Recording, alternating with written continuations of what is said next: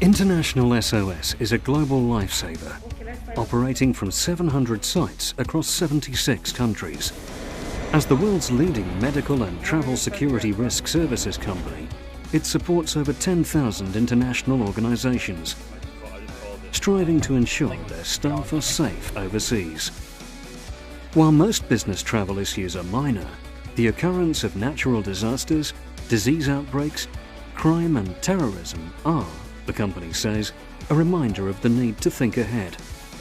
International SOS therefore assesses potential risks using its in-country expertise to advise on preventative programs while offering routine assistance and emergency response for business travelers, expatriates and global assignees. They need their employees to have access to the same kind of medical care and security outside their country of origin as the one that they are benefiting when they are at home. This is what the corporations call their duty of care. And we are helping corporations and international organizations, NGOs, to fulfill their duty of care. Back in 1985, the chairman and CEO of International SOS conceived the business with a childhood friend, a doctor who saw during his military draft in Indonesia how little care was available to corporations outside of a hospital setting. So the basic idea behind International SOS was to transform what used to be an insurance coverage, helping individuals or employees of corporations in need through an insurance plan, into something which would be of a completely different nature, which would be service-driven, with some doctors and specialists who would deal and take care of individuals outside the hospital environment in Southeast Asia. Today, from its London headquarters and across the globe, International SOS employs 10,000 people and is led by 1,200 doctors. It serves more than 80% of the Fortune 100 businesses, and its clients range from known high street brands to government organizations and NGOs.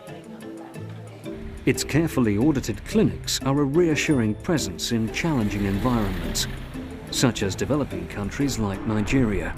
The health services aren't able to keep up with all the demands. We're here to add just an additional layer on top of that. We try to provide high quality medical care. In particular, we're providing general support for routine outpatient care, but more importantly, I think we provide excellent emergency medical support. We stabilize patients, we assess them, and then we decide if they need to be treated locally or if they need to be taken out of the country. Partnering with our clients is key. We view our mission as being here to enable them to do their business, to keep their people safe. In Nigeria, we have the most deadly form of malaria present. Our clients are very concerned about this risk to their employees. We provide them with information before the employees come here. We can supply them with the medicines and support to help their employees to prevent catching malaria. And then once they're here, if they do become ill with malaria, we have the clinics and the people to treat them and get them back to health. There's not a typical day in the clinic. We started the morning with a clinic full of patients waiting to see doctors for small things, mothers with children, with simple colds, people with cuts and bruises. But then late in the afternoon, a patient was rushed in who had been involved in a motor vehicle accident. Fractured bones, potentially a serious emergency situation. The doctor stayed with the patient late into the night, made sure that the patient was stabilized, and then got him settled. Now, one of the ways we're able to do that is our medical staff lives on site, and so they're always available 24 hours a day. This woman recalls how International SOS helped save her husband's life when he suffered a cardiac arrest.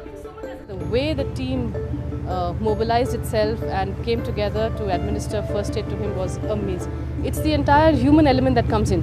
So everybody, the entire team, it's like if there's an emergency here, the entire team sort of just gets there behind you and is there to sort it out the way to the best of their ability.